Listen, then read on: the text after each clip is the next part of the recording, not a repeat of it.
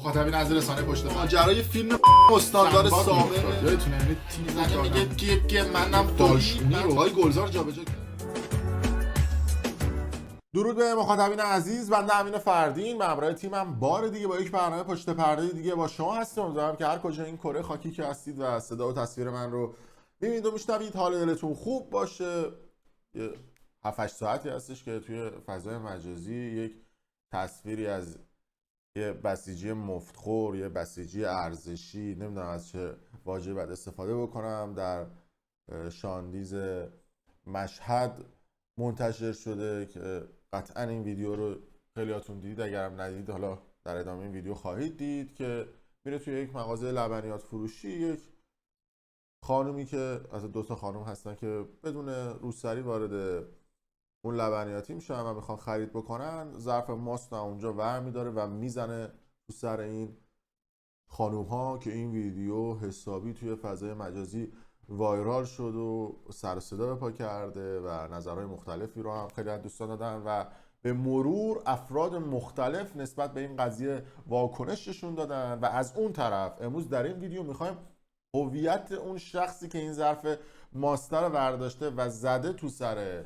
این دوتا خانم سرزمینمون رو هم افشا خواهیم کرد و این افراد باید رسوا بشن، چون تو ایران قانونی برای برخورد با این افراد وجود نداره و از اون طرف ازشون حمایت هم میکنم و اینا میگن که شما امر به معروف و نهی از منکر کردید و این افراد رو یقهشون رو گرفتید و به زور چپوندینشون توی بهشت و کلی هم بهشون آل و امتیاز و چیزهای مختلف میدن و از اون طرف میگن ببینید رسانه های مزدور و معاند و نمیدونم اونور آبی اومدن و راجع به شما صحبت کردن و بابا باری این صحبت. خلاص امروز میخوایم هویت این شخص رو برای شما افشا کنیم. اگر این تصویر رو ندیدید حالا یه بار دیگه میتونید ببینید و یه چند تا نکته هم من روی تصویر به شما خواهم گفت.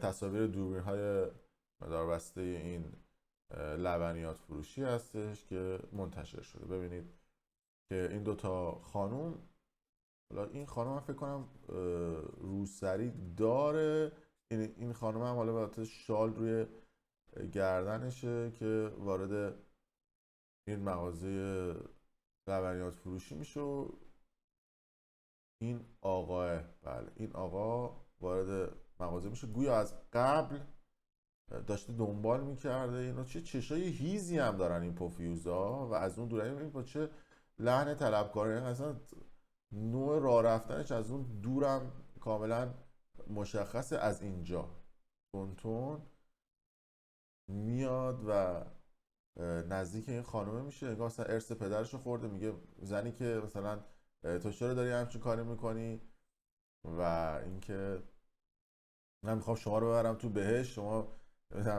چرا نمیخوای بری تو بهشت. و باهاش صحبت میکنه و برخورد میکنه. خانمم اینجا شالش رو باز میکنه، فکر میکنه که این مثلا یه معمول چیزیه، اینجا ور میداره و ظرف ماست رو میزنه تو سر این دوتا خانوم. و نکته جالبی که وجود داره، این دوتا آقای به نظر من نمیدونم بی غیرت باید بگم، مرد حسابی، شما سن پدر منو داری اینجا، نشون داره سنتون بالاه. بعد این مردی که این کار داره میکنه همونجا جر بدی بذاری کنار، داره دست درازی میکنه به ناموست. اتفاقا این آدمی که بسیجیه و نظر من تکلیفش مشخصه چه چیزیه، چه نمیدونم چه واژه استفاده بکنم، این که اصلا تکلیفش مشخصه. این به نظر من این دو نفر بعد این وسط رسوا بشن که اینجا وایستادن و بی غیرت دستشون هم تو جیبشونه فقط بذارن هیزگری بکنن.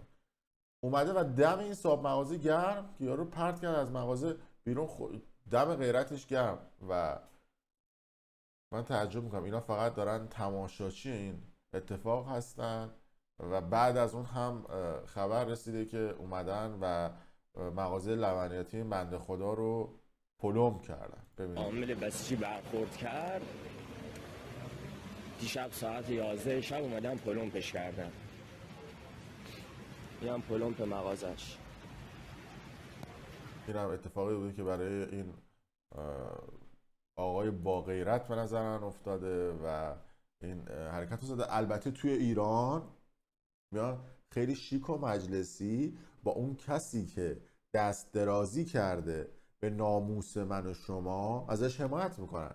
چون طبق قانون ایران میگن شما اگر یک مغازه داشته باشی، یک رستوران داشته باشی، یک فروشگاه داشته باشی و یک شخصی بی حجاب از دید آقایون آخوند و تصمیم بگیر اون مملکت دمپایی جوراب سفید یقه بسته که برای ما قانون تصویب میکنن، قانون تصویب کردن که اگر یه خانم بی حجاب وارد مکان بیزینسی شما بشه، مغازتون، رستورانتون و جای دیگه، شما مغازتون جریمه خواهد شد و پلم خواهد شد و شما اجازه نداری که آدم‌های بی‌حجاب یا اصطلاحاً بدحجاب رو وارد فروشگاهت بکنی. پس از اون طرف به یه سری آدم شپشروه، یه سری آدم ادعا کنه، نمیدونم یک سری آدمی که از اون ور بوم افتادن و آدم‌های خرمذهبی و خشک مذهبی هستن، این اجازه رو میده که برن و با این افراد برخورد کنن. میگن قانون هم هست و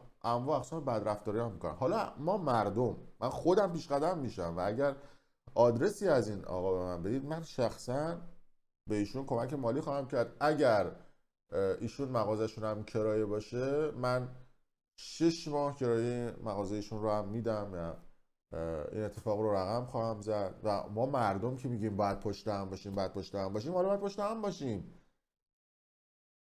برای کسی که اومده از ناموس اون داره دفاع میکنه، اگه ما مردم ادعا میکنیم باید کمک بکنیم به این افراد. حرفای قشنگ قشنگ زدن و خوشگل زدن که همه بلدن. بگذریم.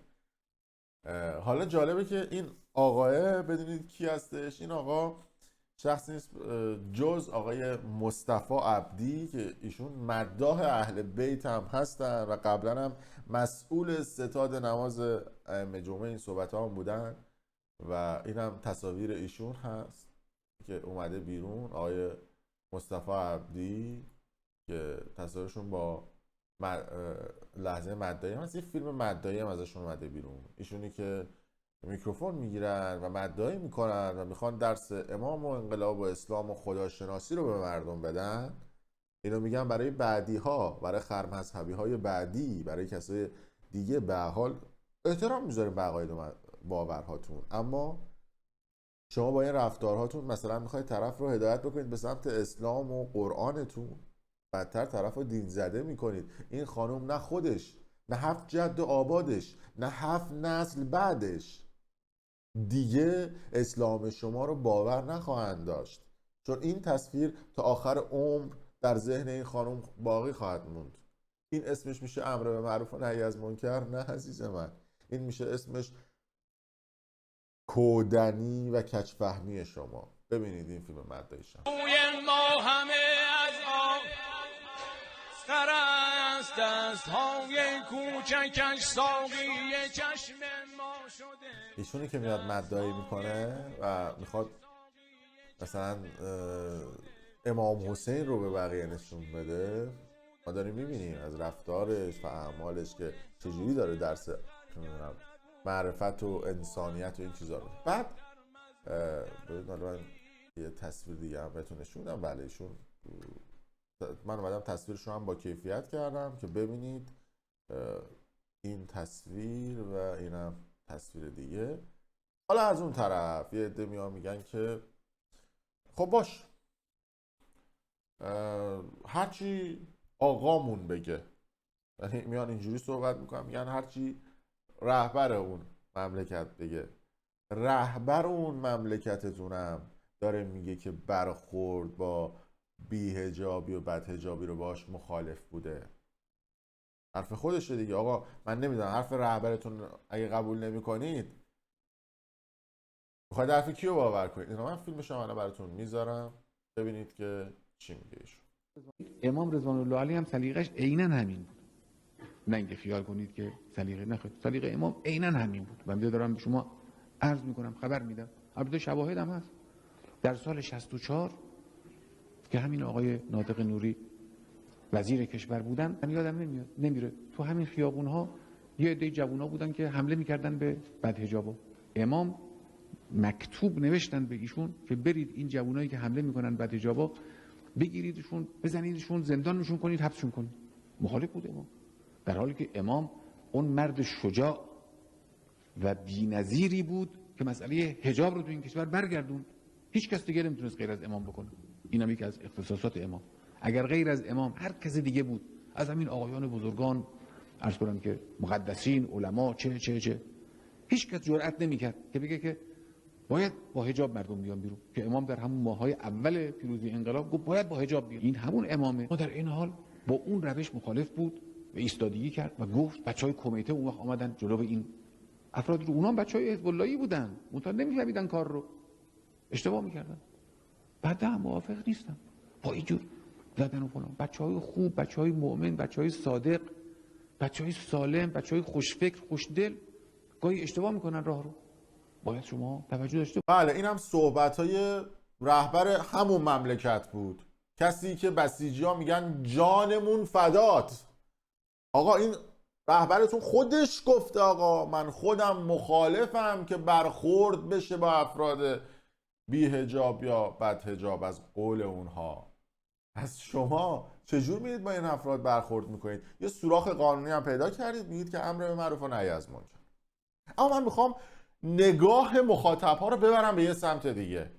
دیدید وقتی میرید با یه آدمی که بسیجی خرمذهب، خشک مذهب، آخونده یا یه نگاه مذهبی داره صحبت میکنید و سوال میپرسید، چه جوری میزنه به آیات و روایات و از نهج البلاغه میگه، از قرآن میگه. میخوام مثل خودشون طرح سوال بکنم و جواب این آقای بسیجی رو بدم.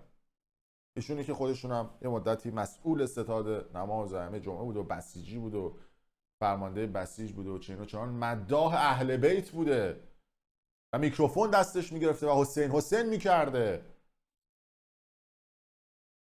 چند تا سوال دارم. شمایی که رفتید و اینجا نگاه کنید، اینجایی که میاد ایشون رو هدایت میکنه، نگاه کنید ماست رو ور میداره و میزنه تو سر این دوتا بنده خدا. سوالی که پیش میاد این هستش که آقای بسیجی، شما آیا هزینه این ماست رو پرداخت کرده بودی و ورداشتی زدی توی سر این خانوم ها؟ آیا این مصداق بارز حق الناس نیست؟ آیا صاحب اون مغازه راضی به اتلاف مالش بوده؟ بحثه اسلامیه دیگه. این رفتار شما مصداق بارز دزدیه. شمایی که به راحتی دست درازی میکنی و یک ماست رو میدزدی و میزنی تو سر اون دوتا خانم، قطعا دزدی های بزرگتری رو هم انجام میدی، اونم تو ماه رمضان، به قول خودتون ماه میهمانی خدا. اینا موضوعاتیه که بعد بهش پرداخته بشه. پس حرمت مال مسلمون چی میشه؟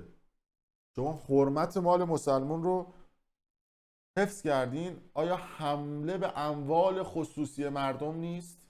اصلا اون نگاه دیگه شو بذارید کنار. ایشون میخواسته امر معروف و نهی از منکر، ایشون یک کار دزدی انجام داده. شما میخوای با مال دزدی امر معروف و نهی از منکر انجام بدی؟ مگه میشه این قضیه؟ بعدش هم فیلمش هست، از اون دور میای و ماستو ور میداری میذاری تو سر این خانم ها، از قبل پولش رو ندادی. پس این مصداق بارز دزدیه و شما یک دزدی. چیز دیگه هم نمیتونیم براش بیاریم. فیلم دوربین مدار بستش هم هست، با اموال دزدی امر معروف و نهی از منکر میکنی. بابا باریکلا، حرف دیگه باقی نمیمونه. خیلی دوست دارم که این ویدیو رو تا میتونید به اشتراک بذارید که اون آدم‌های یه کوچولو مذهبی که از این آدم دفاع کردن و گفتن دمش گرم، آیا جوابی دارن که این آدم از اموال دزدی اجازه داره امر به معروف یا نهی از منکر بکنه؟ بقیه‌اش بماند. مرسی که تا این لحظه با ما بودید.